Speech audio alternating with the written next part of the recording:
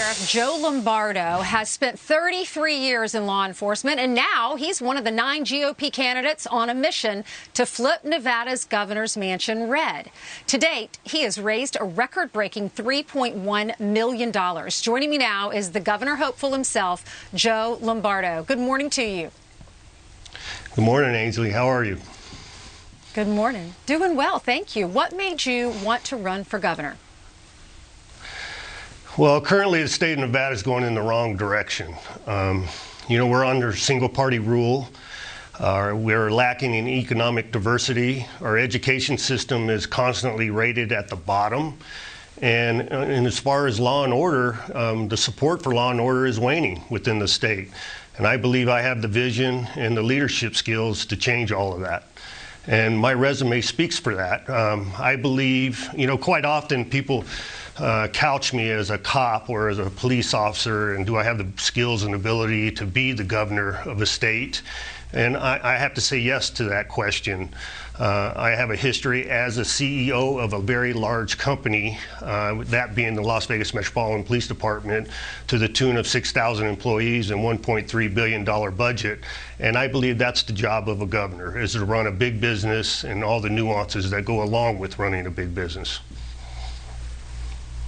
You've raised $3.1 million since you entered the race in June. That is record-breaking for a non-election year. No one's ever done that in your state's history. So what about your message is resonating with the people?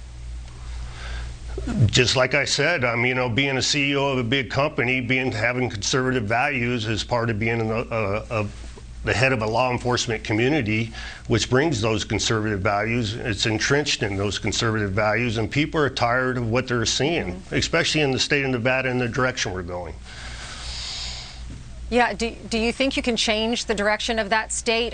Joe Biden did narrowly beat President Trump a few years ago, I think by 3 points, less than 3 points. So what makes you think that you as a Republican can flip that state? My work history, my ability to affect change on the police department within Clark County, which is where the major population is living in the state of Nevada. The work history that I have performed, the leadership that I have performed, the ability to affect change, which I believe is needed in the state of Nevada, is entrenched in my history and my leadership skills, and I believe I have that ability to change the state also. Sheriff, tell us a little bit about your personal life. How long were you in law enforcement? Tell us about your family, where you grew up.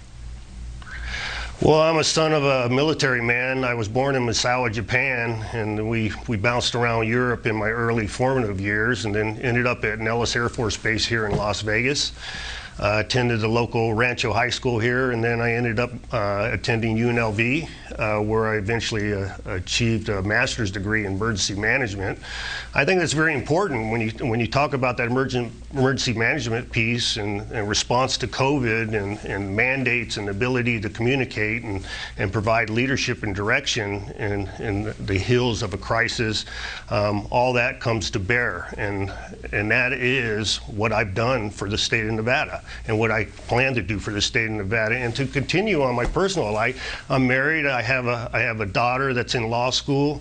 I have another daughter that works for the CDC under the auspice of the Drug Enforcement Agency, and I have a son that's attending college in Salt Lake City.